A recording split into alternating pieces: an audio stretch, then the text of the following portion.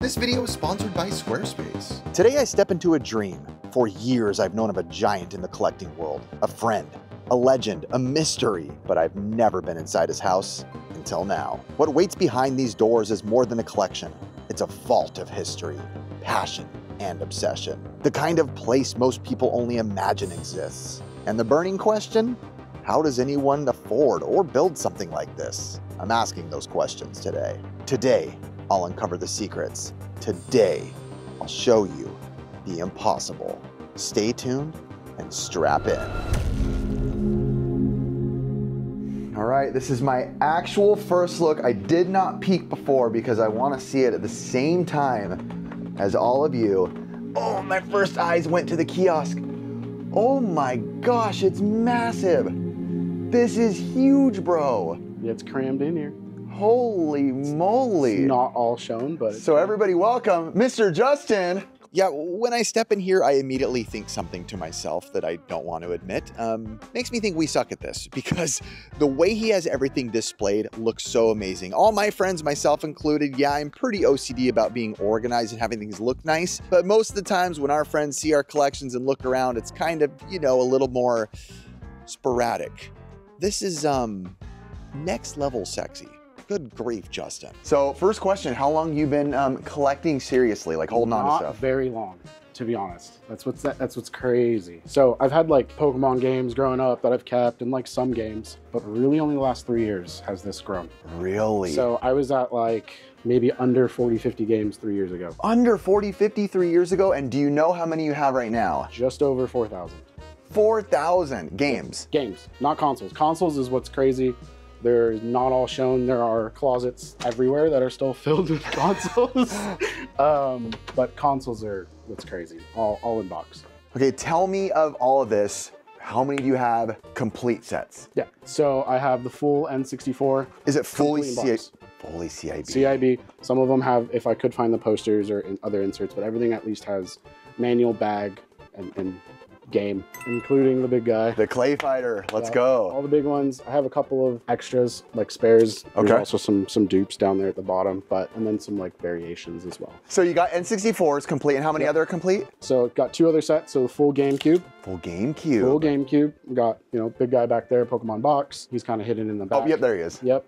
And then I got some duplicates as well. I have a sealed Go-Go Hyper grind. Sealed Go-Go Hyper, wow. Yeah. So the next one is Virtual Boy. Every time I see someone's Virtual Boy collection, I always want to go cheap and do like a YouTube video saying, I collected this set within 1 day. I collected this entire console library in 1 day. I always want to do the Virtual Boy just to get like the cheat code to get that YouTube title. I keep Jack Bros in here, but... And they're all CIB. All CIB. Full CIB sets. Full CIB. That's big, because you know, normally you start out loose. Yeah. Did these start out as loose and then make their way to CIB? Yeah, so some of these started, I would say I only had like 4 games, 5 games loose. N64 is the one that I've always wanted to collect for. It's like my childhood, but I never got to play it. Long story, my mom like saved up for Christmas. She bought me one. I went to my cousin's. We ended up getting robbed that night. No! And so I never had the N64 growing up, but I always played it at friends' house and such. So that's like the one I really wanted to complete. Man, this thing goes on forever. With Nintendo 64.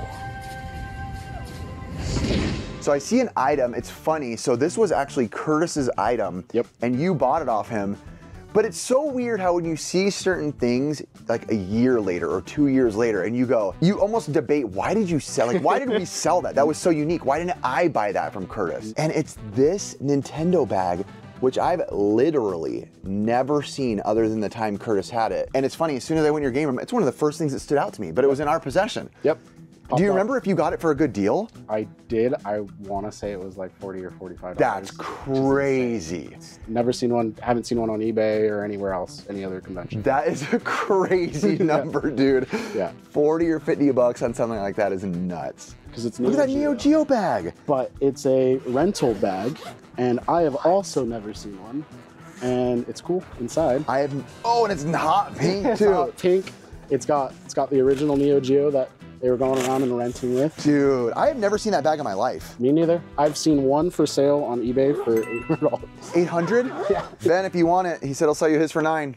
Or some other Neo Geo games. So I'm looking at all your beautiful console boxes. You have very nice console boxes laid out right here. Are you going to like to try to get like every type of console box variant out there, or are you just kind of... It honestly led to like, I want one of everything. And then it became, well, you know, I want a blue action set instead of the regular action set. And then it just kind of spiraled. And now I'm kind of going that way, to be honest, trying to get every variant. Like you saw at the last convention, I was finally missing Rob. I got him over there, fully complete. Oh, that's right, yeah. Yeah, but I'm trying to go for as many variants as possible. Yeah, sick, man. Yeah, I mean, the supers, you got the Mario, yep. You got this one, the big boy.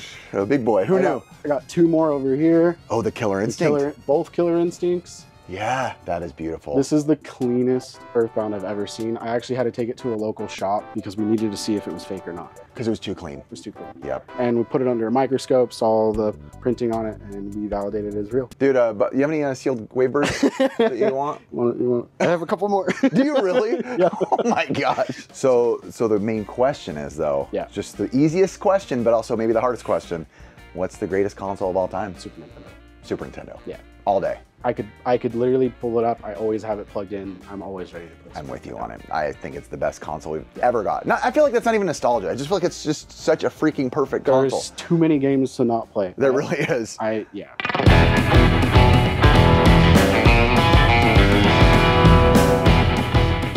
This might be the prettiest, maybe. That might beat it too. It's pretty nice. But this might be the prettiest little spot within your room. Wow. Still going on. I'm still missing a lot, so still trying to get them. I just picked up the tribal one the other day, which was great. Never seen a Hello Kitty one. Love that. It's from Japan. I didn't even know that existed. Yeah, it's dope. But I had that exact Pikachu one as a kid. So. That is a pretty box. That is a pretty box, dude. So do you play like handhelds much, or were you more of a console guy? I play handhelds. Everybody comes down here and plays games. They're either playing new games or old games. We just played Luigi's Mansion the other day. Nice. Watching people switch off. But I'm always playing handheld. Game Boy Advance. Console quality gaming anywhere. Rivaling this last area, and this is just purely based on looks for me. For sure. This is a very, very beautifully laid out selection. Is there anything in here that's like your #1 piece de la resistance? I don't know. I don't even know if you want to give this stuff up, but like price, like is the most expensive item in this case, or?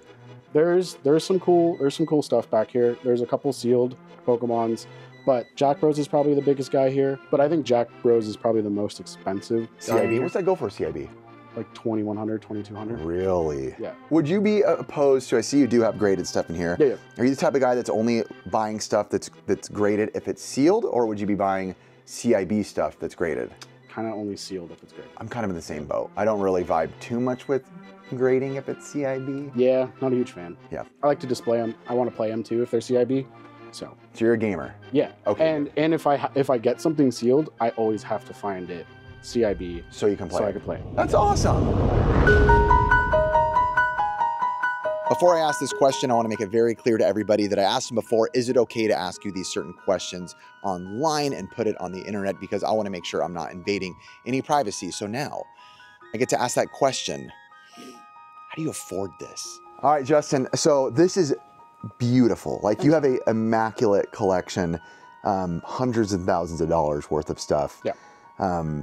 How did you get to be at a place where you could, you know, do this, you know, comfortably? I assume you're not, you know, killing yourself, going to debt over. Hopefully, maybe I shouldn't be asking. No, I'm good. You're like, I'm struggling. But yeah, how did you get to be able to amass this? I mean, it started, I was in software. So actually finance degree, business law degree, wanted to be like a general counsel or like something to do in legal world. Didn't want to wear the suit and tie anymore or anything like that. So ended up getting into software in California. From there, found all the niche needs of people needing like warehousing, shipping, and such, which then COVID happened and I just launched a business at the exact same time. That really grew. We became an Amazon node. We got partnered with Target, Walmart, Wayfair. Wow. It was kind of massive. And then met a friend. We joined a yogurt manufacturing business called Coconut Cult. We self-manufacture everything. So most like food companies do co-mans. We are completely clean. Everything's like 3, 4, 5 ingredients only. Wow. Yeah. And so I assume it's been very successful, Yep. the business. Yep. And it's allowed you to live out your childhood dream of being able to be a nerd and buy what you want to buy. Having friends over, play whatever, choose what we want to play for the week. That's so cool, man. I'm a huge fan of entrepreneurship and people just following their dreams and, there's always the success stories and there's always the failure stories too, For right? sure, there's tons. And a lot of times the successes, there's always failures along the way. Yeah. Where And like in business world, be agile, pivot. So I am very proud of you, dude. Thanks, I've bro. literally loved to see this, knowing you made this happen, dude, and you're absolutely crushing it. Thanks, man. So I've noticed 2 Pikachu N64s lying out, and I mentioned to you, and you said you may have more? I have a lot. So I got one in box there. I have another one in box over there. I have 3 displayed out here, but I have a total of 11 of them. They just randomly come up, and I just can't say no to Pikachu. I think I'm gonna call you Ricky. when I ask him why he buys, and he doesn't really give an answer, he's just like, da, da, da, da, and I'm like, okay, that's not an answer, dude. It's a mix of Ricky and Ben, right? It's Pokemon. Well, Ben's a different story. Yeah. NES, it's funny, I wasn't even thinking about this, but as I just sat down like crisscross applesauce on your floor, I just got like the warm fuzzies. Because this is like what I would do as a kid. Yeah. Like, let me look at my Nintendo games, Dad. Yeah. But you said you have a sealed Turtles. Sealed Turtles. Sealed Turtles. Got that from a local shop. And NES, you don't have a ton of NES. I don't. That's okay. Like the one console I don't. The 2 consoles I'm working on right now are Super Nintendo and PlayStation 2. Super Nintendo and PlayStation 2, yeah.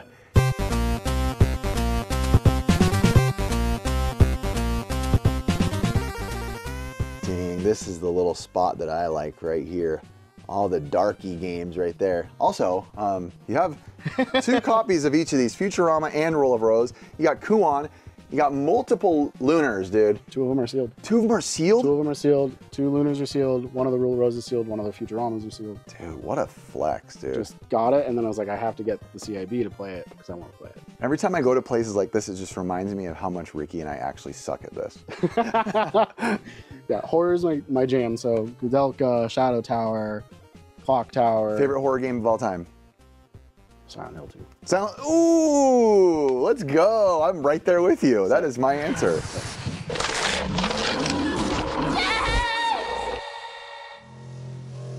Silent Hill 2.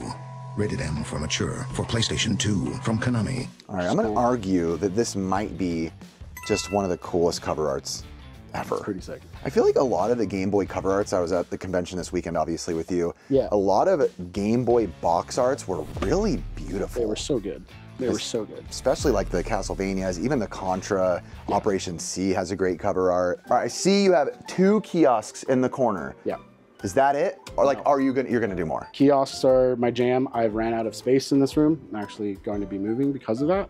But got a couple Xbox Ones, actually like three of them. Original Xbox, 2 Xbox Ones. I have an eye on a PS1 one. So you're moving, and does space play into any part of you moving? 100%. That's literally the reason. Yeah, 100%. You're literally moving to make your game room bigger. I can't display everything. I have a set amount of stuff out here, but stuff isn't put out here, and I'm kind of an anal freak about getting everything displayed, and I can't. I don't think I've met somebody yet who's moving to get a bigger game room. Let's go, baby. That's a dedicated person right there. Good grief. Oh, I always love that. Isn't that cool? It's so cool. It's so cool. Yeah.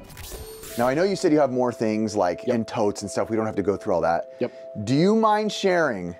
You are in the humblest of words, a freak about keeping track of everything. Yep. He knows prices, how much he paid, the condition. Yep.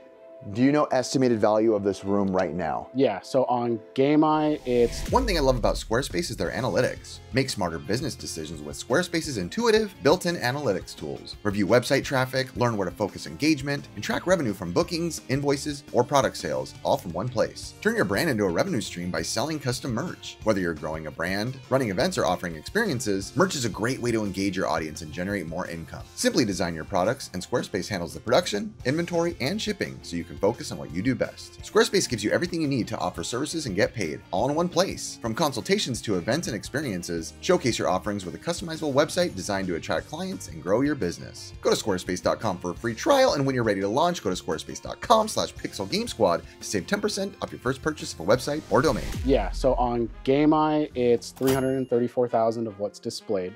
And then I have a second price charting account for everything that's not displayed. So that way I know how much is still left to put away, or like what I need to put away, or, you know, make sure things are just placed right, which is about another 40,000.